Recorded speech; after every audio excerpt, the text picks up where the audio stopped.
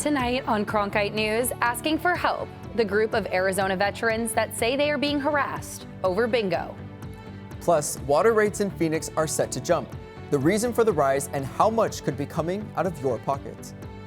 And the Phoenix Suns held its first media day. We'll have a closer look at a team that looks quite different compared to last year. Good evening and welcome to Cronkite News. I'm Tabitha Bland. And I'm Jacob Luthi. Thank you for joining us. Senator Sonny Borrelli and veterans gathered outside the Capitol this morning. Cronkite News reporter Sydney Whitty went to the Capitol to find out why they believe they are a target from Arizona departments. She's here to tell us more now. That's exactly right, guys. And when I was there, I saw dozens of veterans that stood behind Senator Sonny Borrelli's statements that the Departments of Revenue, Liquor, and Gaming are harassing veteran organizations who host bingo events. Here it is, gaming. The Department of Gaming is the lead on this. Department of Revenue is in concert with them, and even the Department of Liquor is threatening to prosecute and take away their liquor licenses. According to the Arizona Department of Gaming fact sheet, some facilities licensed to run games have illegal bingo machines, and they are only allowed to have electronic substitutes for bingo cards. Veterans stood up for their gaming rights and say the government should help them solve issues instead of punishing them. If somehow we made a mistake with bingo operation, what gives them the right to walk into a young lady or a young man who's bartending for us and say, we're not only going to close you down, but you know the state law says we can fine that bartender up to $5,000+ for infraction? That's asinine. Savosky says nearly 100% of money made through bingo events is used to help veteran organizations stay afloat and goes towards the community. You know, we do Thanksgiving baskets for the community. We do Christmas Clothe the Child, Christmas toy drives. Veterans Day, we open our halls to the public for Veterans Day lunch. Other veterans say the gaming and bars at Veteran of Foreign War posts help pay for bills, as they have no other source of income. It helps us with our mortgage and bills and such that we don't have any other income other than what we make on the bar and food and stuff like that. The office of the governor sent a statement that read, Senator Borrelli seems more interested in promoting unregulated, potentially predatory gambling than in helping nonprofit organizations comply with the law. It's shameful he would make a political stunt out of Governor Hobbs protecting some of Arizona's most vulnerable populations from corporations that could be exploiting them for personal profit. The Arizona Department of Gaming also says that the bingo players must take place at a single location with all players and personnel physically present where the game is conducted. The licensee must provide bingo cards to players, and bingo winners must be verified by a bingo worker in the presence of a disinterested player. The hold on federal student loan payments effective during the pandemic has expired after 3 years. The pause has been extended 8 times since the initial hold for payments during COVID. Students that graduated during the pandemic may be facing student loan payments for the first time this month. The 3-year hold is responsible for the confusion that borrowers are facing. With the reintroduction of student loan repayment, we've seen that people don't know exactly what they owe. Not only they don't know what they owe, they don't know who to pay. Because during COVID, a lot of servicers went out of business for servicing federal student loans, and we have a lot of new servicers who are on board now. So the problem is, not only do borrowers not know what they owe, they don't know who they owe it to. Now to the battle over water rights on the Navajo Nation. Over the summer, the Supreme Court refused to expand the federal government's obligation to secure tribal water rights, saying that decision should be left to Congress.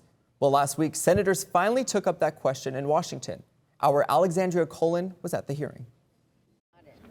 Senators and witnesses agreed that it is the government's legal obligation to protect a tribe's right to water. But for Navajo Council Speaker Crystal Ann Curley, it's not just a legal obligation, it's a moral and an ethical one. I think the undergrounding truth is really going back to livelihood, like being able to live at home, being able to brush your teeth with a clean running water, or just to have a drink from the sink. The hearing comes months after a divided Supreme Court ruled that the government is not required to take affirmative steps to guarantee Navajo water rights beyond what was granted in the original 1868 treaty with the tribe. For lawyer Heather Tanana, who was born and raised in the Navajo Nation, the court's decision simply does not make sense. Why did the Supreme Court go the other way, not finding a trust responsibility? I'd like to note it was a close case, 5-4 decision, and frankly, I do think that the majority got it wrong. Members of the Senate Indian Affairs Committee pointed to the billions in funding that has been approved in recent years to improve tribes' access to clean water. But many, like Montana Senator Steve Daines, also said lawmakers need to do more. And if Congress doesn't act, then these issues will play out in the courts, where no one is a winner except for lawyers, and everybody is harmed. Frustrations at the hearing were high, but it appeared that hopes were too, with many senators calling the hearing an important part of a larger conversation. Curley agreed. Looking forward, just have to continue to stay hopeful and just trying to work with different parties on how to, get our what's rightfully a human right, to access to water. Witnesses and lawmakers said the fight is ongoing, but they're eager to work with one another to make changes for the better. In Washington, Alexandria Cullen, Cronkite News. Increased water rates for the city of Phoenix are set to take effect beginning this month. The changes are the first of 3 rate hikes expected to hit Phoenix residents by 2025. At a June 28th Phoenix City Council meeting, city leaders approved 3 rates changes. The first is estimated to increase customers' water service payment by $2 and wastewater service by $1.60. The change also reduces allowances. An allowance is how much water a home can use before having to pay extra. Additional rate changes are expected next March and March of 2025. The city justifies the rate increases, noting the changes were needed to meet, quote, inflationary pressures. A fire that sparked over the weekend continues to burn in the East Valley. The fire is burning on the Salt River Indian Reservations just east of Scottsdale. That is about 20 miles from Phoenix. The fire began on Saturday, and right now, firefighters say they have the flame under control, but they are not saying how many acres the fire has burned so far. Coming up next, a look at news from around the country. Former President Trump arrives in a New York courtroom. What he has to say about the charges against him when we return. And we've had really great weather over the last few days, but it's about to get hot again. Your weather forecast is next.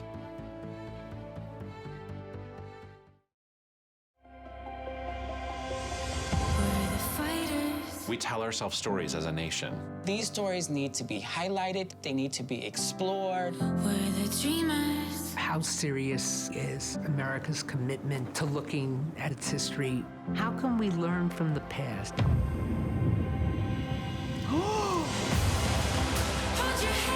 Douglas said, "You're going to look me in the eye and see my humanity." It's illuminating. I'm seeing the expansiveness of my history. It's pretty great. There's so much richness to Black life and Black culture. I think the story of Muslims in America is the story of America. Tonight, they are free.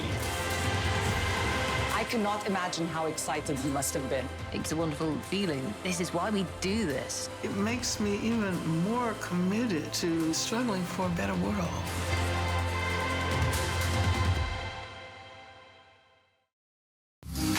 Here at the TV Production and Graphics Lab, we are behind the scenes making the news happen. Gain experience in the control room directing, teledirecting, and rolling the audio of every Cronkite News show. Run the floor and work in a professional environment, honing your skills for the future. Create graphics that will be seen by the local community on Arizona PBS. Be a part of the bloodline that makes the Cronkite News shows possible. ASU's one and only student-run radio station, Blaze Radio, provides students with opportunities to cover a variety of topics. From music, this is Sun City Garage, to sports coverage.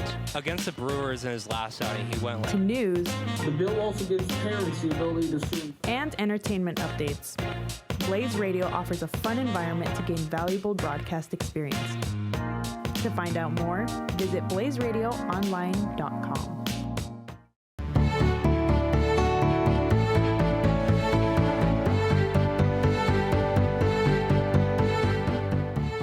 Welcome back. Let's take a look at what's happening around the nation. Former President Donald Trump was in a New York court today to fight a lawsuit that claimed the Trump Organization engaged in fraud. This was the former president's motorcade this morning on the way to opening statements. The civil case has to do with the Trump Organization. Last year, New York Attorney General Letitia James filed a $250 million lawsuit accusing the Trump Organization of fraudulent activities. Among the accusations by the Attorney General, the Trump family falsified business records and engaged in a conspiracy. Trump's legal team denies the claim. The former president spoke with the media this morning and said the whole case is political. And it all comes down from the DOJ. They're totally coordinated this in Washington because I'm the leading candidate. I'm leading Biden by 10 points. For her part, the New York Attorney General said justice will prevail, and this case is meant to show no one is above the law. California Governor Gavin Newsom has announced a replacement to the late Senator Dianne Feinstein. Newsom selected LaFonza Butler. Butler was a close advisor to Vice President Harris and the president of Emily's List. That is a group dedicated to help elect Democratic women who support abortion rights. Newsom made the announcement Sunday night. That is just 3 days after Senator Feinstein passed away at age 90. Feinstein had previously announced that this term would be her last. At least 5 people openly declared running for the seat prior to her death. And a heads up, the federal government is planning to test its emergency alert system on Wednesday. That means your cell phone will automatically make a loud warning sound at 11:20 a.m. Arizona time. You will get a text as well, telling you that it's only a test. The warning will be issued on TV and radio, but this marks the second time that the alert will be sent to mobile phones. We'll be back here in the Valley. What a beautiful few days. The weather was perfect. But as our Adriana Gonzalez-Chavez explains, those low temps are not sticking around. Looking into our early evening, we're about 81 degrees right now, and we're going to be cooling all the way down to 76 degrees by 10 p.m. tonight. And then across the valley, looking at our highs and our lows, Glendale will be hitting a low of 62 degrees, Phoenix a low of 65, Tempe a low of 64, and Scottsdale cooling all the way down to 62 degrees, and with a high expected at 87.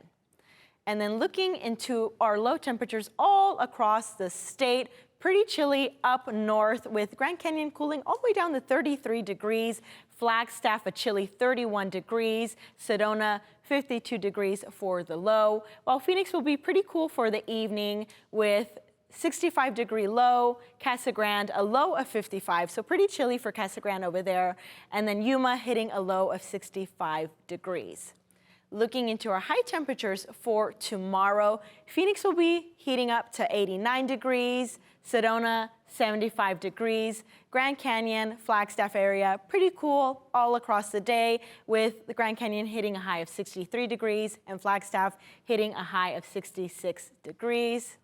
And then looking into our 8-day forecast, nothing but clear and sunny skies Tuesday through Thursday. Tuesday, high of 89, Wednesday, high of 94, and then Thursday, a high of 99, warming up just a little bit again, with Friday, a chance of clouds at a high of 102, Saturday, a high of 100, so pretty warm for those days, and then Sunday through Tuesday will cool down just a little bit with Sunday through Tuesday hitting a high of 98 degrees.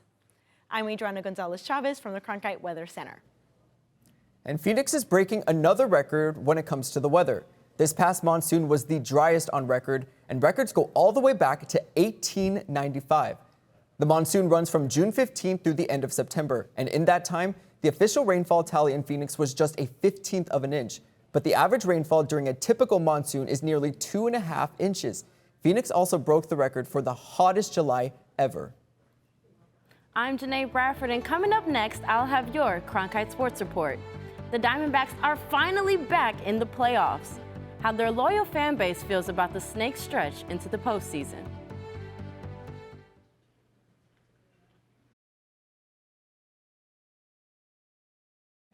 And that's the way it is. Monday, September.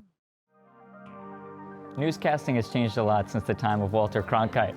That's why here at the Walter Cronkite School of Journalism, you can learn the studio production skills of today in real time. Whether you want to work audio, direct, technical direct, design graphics, or you can even run the floor. It's all part of the Television Production and Graphics Lab here at the Walter Cronkite School of Journalism. We're going on in 3, 2...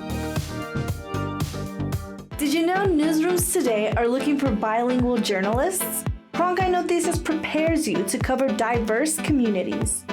In Cronkite Noticias, you will obtain an unforgettable experience. Nopales como este van a tumbar. Cronkite Noticias. And develop your skills with the latest technology.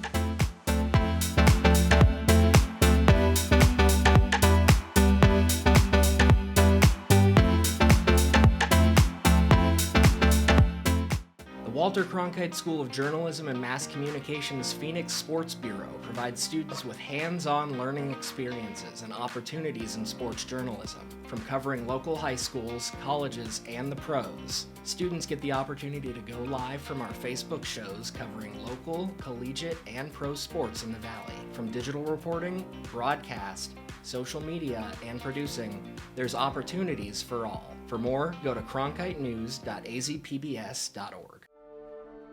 Find out what's on Arizona PBS at azpbs.org/schedule.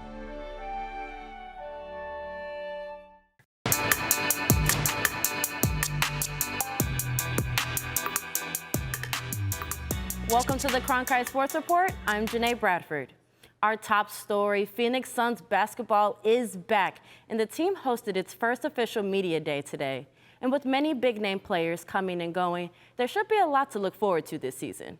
Cronkite News reporter Beatrice Martinez takes us through the event that marks a new chapter for Valley Hoops. So many changes to the Suns recently. Devin Booker remains the only player from that 2021 squad that made a run to the NBA Finals.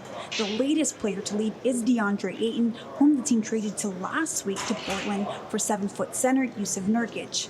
Suns owner Matt Ishbia believes Nurkic is going to make a great fourth man. Nurkic was a better fit for us, and we're trying to win a championship now. And what Nurkic can do on the court and what he'll do off the court and fit into our organization, our team got better that day, and without question, and so we're really excited about that. Trades are the hardest part of this business, because I know me personally, I'm so invested, but just understanding that people might be in a better situation.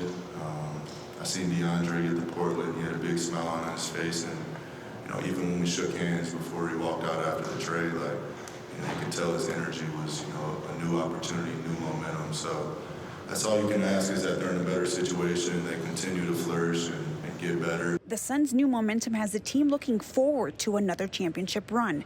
Ishbia made it clear Phoenix is building around its three superstars: Kevin Durant, Devin Booker, and Bradley Beal.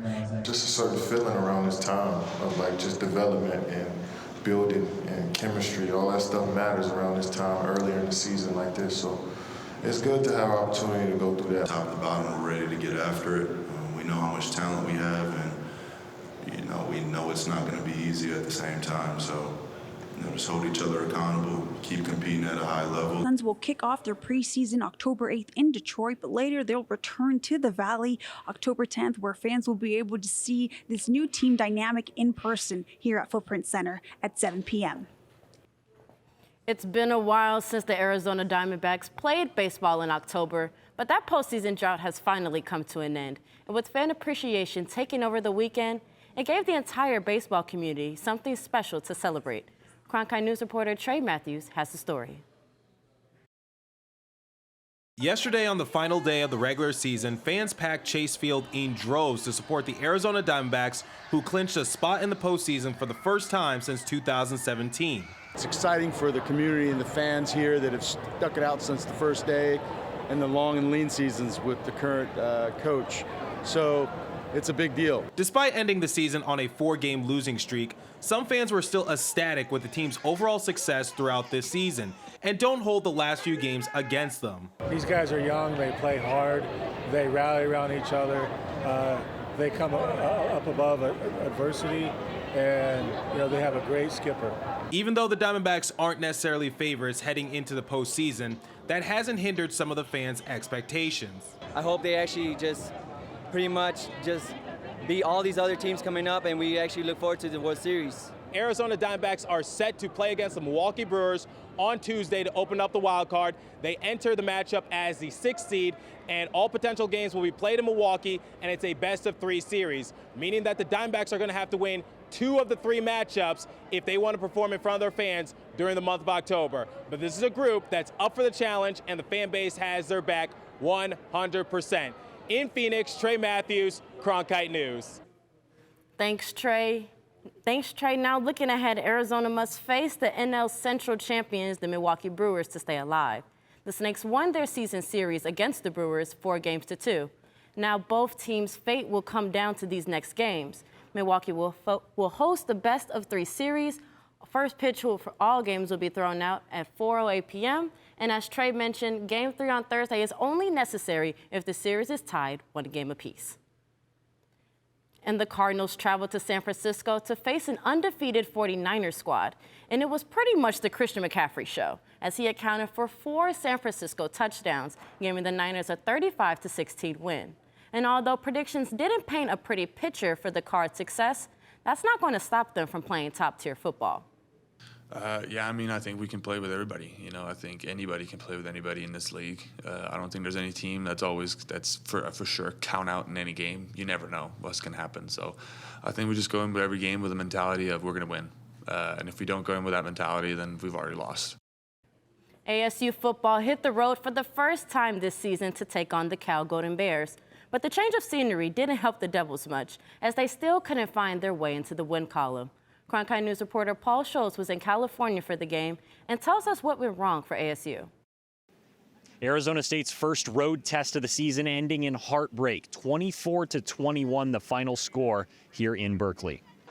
Kenny Dillingham's Sun Devils came to Northern California facing one of the few evenly matched opponents they have throughout the rest of the season. Quarterback Trenton Bourguet threw for 344 yards with 1 interception. But ASU had 2 main issues: inconsistent special teams play, which has plagued the team all year long, and penalties, especially in the red zone. You know, you get a penalty that takes 4 points off the board, and then you get PI when a quarterback's scrambling and throws a chuck ball with 4 minutes left to go in the game. So it wasn't a matter of the sloppiness of penalties, it was a matter of the timely penalties. The Devils' defense limited Cal to less than 350 yards. Defensive lineman Deshaun Mallory played his best game of the season, tallying 4 tackles for loss. We needed a big goal line stance, and we got one. You know what I'm saying? We got the goal line stance that we needed on 4th and 1. And we all know this is a game of inches. And the defense buckled down, and we gave it our all. We got the stop, and we just trusted our offense to get the job done. And, you know, there's another week that we came up short. After 4 straight losses, some teams would start to lose hope. But running back Cam Scadaboo's competitive spirit keeps him motivated. And he expects the same attitude from everyone on his team. We still have 8 games left, whatever it is. We have to play football. There's no other choice. So it's either you come to practice and you practice hard and be ready to win a game, or you take the losses and you start falling apart. Yeah, the Sun Devils fall to 1-4 on the year, and they got to hit that reset button quick. They welcome Colorado to Tempe next Saturday. In Berkeley, Paul Schultz, Cronkite News. As Paul mentioned, the Sun Devils return home this week for a big matchup against the Colorado Buffaloes, led by Deion Sanders. And we'll have more in-depth coverage for you with a special pregame segment on Cronkite News this Thursday. That wraps up your Cronkite Sports Report. Jacob and Tabitha, back to you. Coming up next, which river is the longest in the world? Guinness World Record says it's the Nile, but this team of researchers disagrees. And next year, they're heading to the Amazon to find out for sure.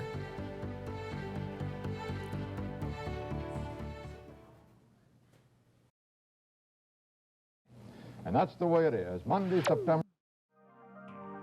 Newscasting has changed a lot since the time of Walter Cronkite. That's why here at the Walter Cronkite School of Journalism, you can learn the studio production skills of today in real time. Whether you want to work audio, direct, technical direct, design graphics, or you can even run the floor. It's all part of the Television Production and Graphics Lab here at the Walter Cronkite School of Journalism. We're going on in 3, 2... Did you know newsrooms today are looking for bilingual journalists? Cronkite Noticias prepares you to cover diverse communities. In Cronkite Noticias, you will obtain an unforgettable experience. principales como este van a tumbar. Cronkite Noticias. And develop your skills with the latest technology.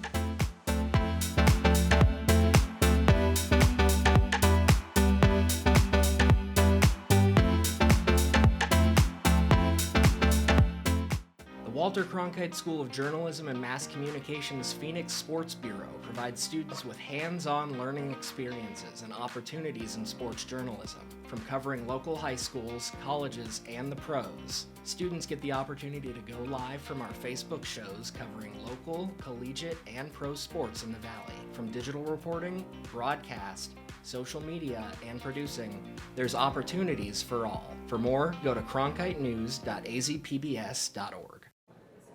In April 2024, an international team of researchers plans to travel throughout South America for 5 months. The team aims to settle the debate of which river is the longest in the world. The team will follow the Amazon River from start to finish, mapping over 4,300 miles. They'll use satellite technology to find the river's length and volume. These researchers hope to pinpoint a starting point for the Amazon River to bring an end to the debate once and for all. They'll be trekking through Peru, Colombia, and Brazil, led by Brazilian film producer Yuri Sonata. Sonata hopes to do a similar trip along the Nile in the future. That's it for Cronkite News. Thank you for joining us. And to see top Arizona stories anytime, log on to cronkitenews.azpbs.org. Yay. Good job.